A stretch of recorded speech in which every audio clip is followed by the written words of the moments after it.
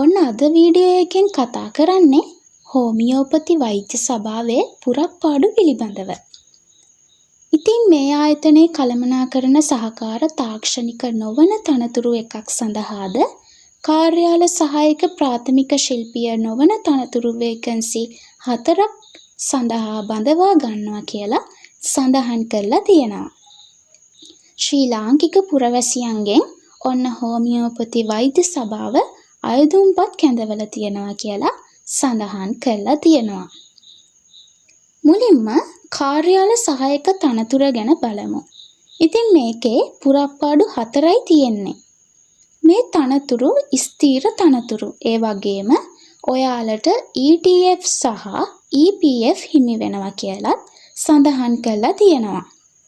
ඒ වගේම වැටුප් ක්‍රමය ගැන කතා කරොත් රුපියල් 40500ක මූලික වැටුප් පරිමාණයක්. එතකොට ඔයාලට බේසික් එකක් විදිහට තමයි රුපියල් 40500ක මුදලක් හම්බ වෙන්නේ. එතකොට අපි බලමු මේකට ඇප්ලයි කරන්න මොනවද තියෙන්න ඕන සුදුසුකම් කියලා. අධ්‍යාපන සුදුසුකම් විදියට අධ්‍යයන පොදු සහතික පත්‍ර සාමාන්‍ය පෙළ විභාගයේ විෂයන් දෙකක් සමත් වී තිබිය යුතුයි කියලා සඳහන් කරලා තියෙනවා. ඒ කියන්නේ සාමාන්‍ය පෙළ විෂයන් දෙකකට S2ක් තියෙනවා නම් ඔයාට ඔන්න මේකට ඇප්ලයි කරන්න පුළුවන්. ඒ වගේම මේකට ඇප්ලයි කරන්න වයස් සීමාවක් සඳහන් කරලා තියෙනවා. වයස අවුරුදු 18ත් 45ත් අතර අයට තමයි ඔන්න මේ තනතුරු වලට ඇප්ලයි කරන්න පුළුවන්. ඉතින් මේ තනතුරු වලට අයදුම් කරන්න නම් ඔයා සම්පූර්ණ කරන්න ඕන පොදු සුදුසුකම් ටික මෙයාලා සඳහන් කරලා තියෙනවා. සෑම අයදුම් කරුවෙක්ම ශ්‍රී ලංකාවේ පුරවැසියෙක් වෙන්න ඕනේ. ඒ වගේම තනතුරට පැවරෙන කාර්යයන් මැනවින් ඉටු කිරීම සඳහා මෙන්ම දිවයිනේ ඕනෑම ප්‍රදේශයක සේවය කිරීම සඳහා අවශ්‍ය වන කායික හා මානසික යෝග්‍යතාවයෙන් යුක්ත වෙන්න ඕනේ.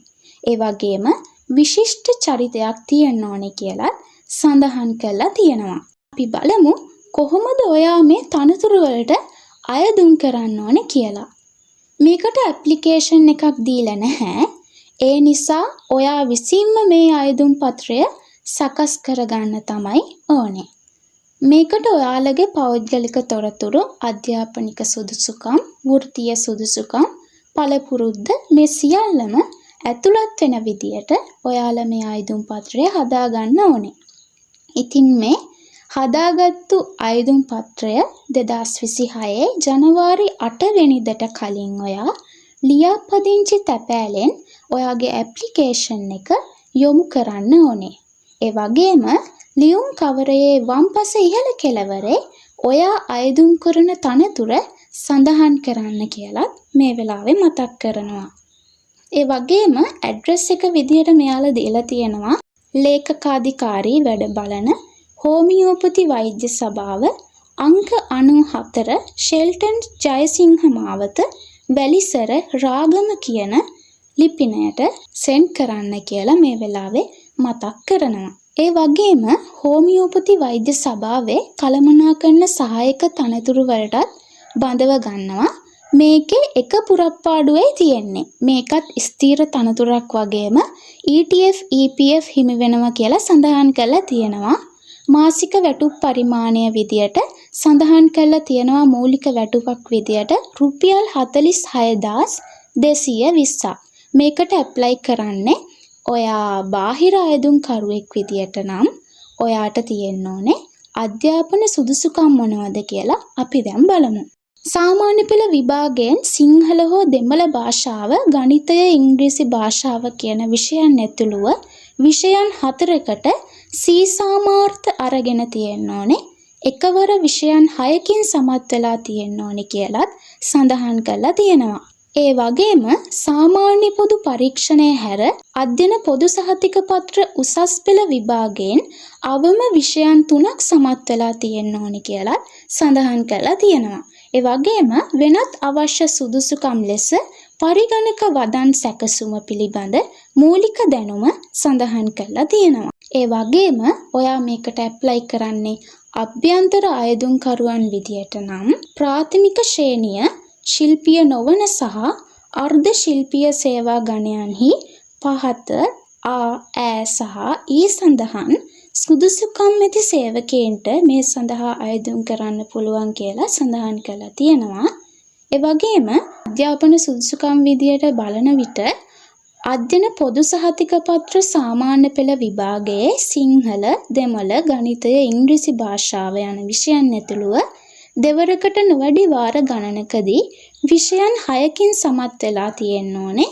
ඉන් විෂයන් 3කටවත් C සාමාර්ථ තිබිය යුතුයි කියලා සඳහන් කරලා තියෙනවා.